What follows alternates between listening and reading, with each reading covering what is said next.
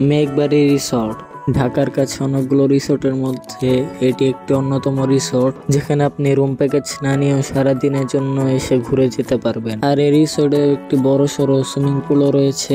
আজকের এই ব্লগে কিন্তু সব ডিটেলস থাকছে, তো দেখতে থাকুন আমার ব্লগ, আশা করি ভালো লাগবে। আসসালামু আলাইকুম গাইস, কেমন আছেন সবাই? আশা করি অনেক বেশি ভালো আছেন। তো আমি অনেক বেশি ভালো আছি। ঢাকা থেকে খুব সহজে কিন্তু আপনারা এই রিসোর্টে চলে আসতে পারবেন। ঢাকার আব্দুল্লাহপুর থেকে পোলোখোলা রাস্তা ধরে প্রায় 30-40 মিনিট পর আসলেই কিন্তু আপনি পেয়ে যাবেন মেঘবাড়ি রিসোর্ট। ঢাকার যে কোনো জায়গা থেকে আপনারা বাসে করে আব্দুল্লাহপুর এসে ওখান থেকে অটো কিংবা সিএনজি নিয়ে খুব সহজে কিন্তু এসে পড়তে পারেন মেঘবাড়ি রিসোর্টে। আর প্রাইভেট ট্রান্সপোর্টে আসতে চাইলে আপনারা ম্যাপ ধরে আসতে পারেন। আর আজকে আমাকে রিসোর্টে ঘুরতে নিয়ে যাচ্ছে আমার বড় খালাতো ভাই তুষার ভাই। আর আজকে আমরা ঘুরতে যাচ্ছি তিনজন, আমি, রিশাদ ভাই আর তুষার ভাই।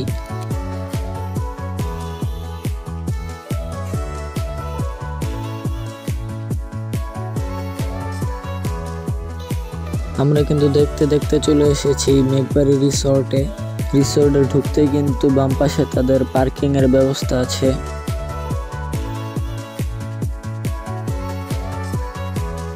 আর এখানে কিন্তু আপনারা খাবারের জন্য রেস্টুরেন্টও পেয়ে যাচ্ছেন। রিসোর্টের প্রবেশ টিকিট হচ্ছে 100 টাকা এবং সুইমিং পুল হচ্ছে 200 টাকা। যেহেতু আমরা ঈদের পর গেছিলাম, সেজন্য কিন্তু ঈদ উপলক্ষে 100 টাকা ছাড় ছিল, তাই আমাদের এন্ট্রি ফি ও সুইমিং পুল মিলে লেগেছে 200 টাকা।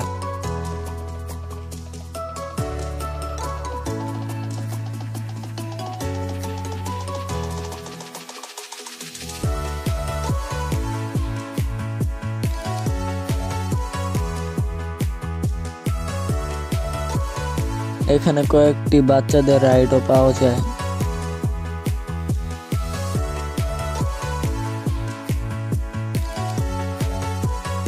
আর এইদিকে কিন্তু নামাজের ব্যবস্থা আছে, আপনারা চাইলে এখানে নামাজ আদায় করতে পারেন।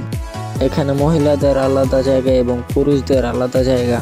আর এখানে কিন্তু বিশাল একটি বড় জায়গা রয়েছে, আপনারা চাইলে এখানে পিকনিক, প্রোগ্রাম, অনুষ্ঠান সবই করতে পারেন। আপনারা যদি এখানে রাতে থাকার প্ল্যান করেন তাহলে কিন্তু আপনাদের আগে থেকে যোগাযোগ করে আসতে হবে। আর যদি আপনারা এমনি ঘুরতে আসেন তাহলে এন্ট্রি ফিটাই দিয়ে ঢুকতে হবে। আপনারা যদি এখানকার রিসোর্টে থাকতে চান তাহলে পার নাইট 6000 টাকা করে দেওয়া লাগবে and complimentary breakfast and swimming. এরপর কিন্তু আমরা চলে আসি সুইমিং পুলের ভিতরে। আর এই সুইমিং পুলটাও কিন্তু অনেক বড় আছে।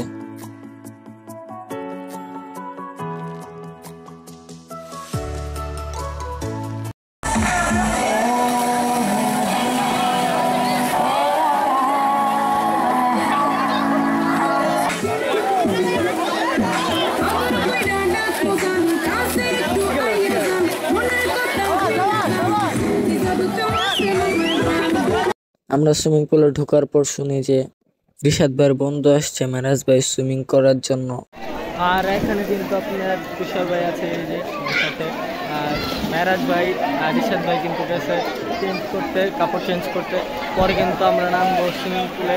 তো এখানে সুইমিং পুলটা কিন্তু অনেক বড় আছে, তো আপনারা চাইলে আসতে পারেন।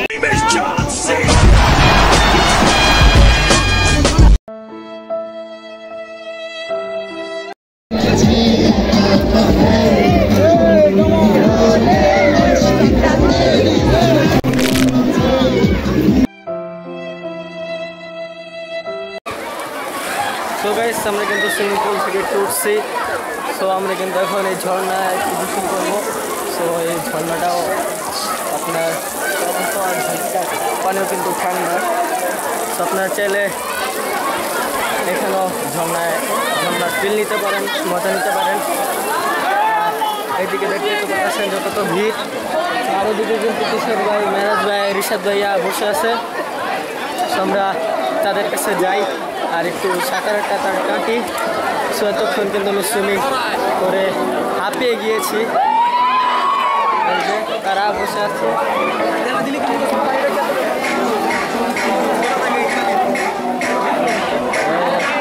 এখানে গান ছাড়ছে, কিন্তু ঠান্ডা পানি, সবাই কিন্তু এখানে গান শুনে নাচানাচি শুরু করতেছে।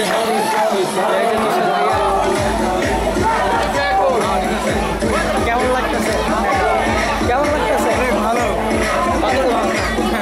আমাদের সুইমিং শেষ হলে কিন্তু আমরা ড্রেস চেঞ্জ করে এখন যাব বাহিরে। আমাদের কিন্তু সবার ক্ষুধা লেগে গেছে সুইমিং করে, আর দুপুরও কিন্তু 3টার মতো বাজে। সেই জন্য আমরা ভাবলাম যে 13 মুখ গিয়ে কিছু খাওয়া দাওয়া করা যাক। এরপর কিন্তু আমরা সকলে মিলে বের হয়ে পড়ি 13 মুখের উদ্দেশ্যে।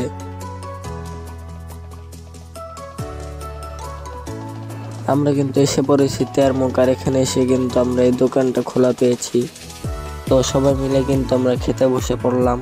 তুষার ভাই কিন্তু আমাদের জন্য প্রথমে চিকেন অর্ডার দিয়ে দেয়, এরপর কিন্তু আমরা বার্গার সহ আর অনেক কিছুই খেয়েছিলাম। আজকের ব্লগটা এই পর্যন্ত, আশা করি ভালো লেগেছে। ভালো লাগলে লাইক, কমেন্ট, শেয়ার ও সাবস্ক্রাইব করে দিবেন।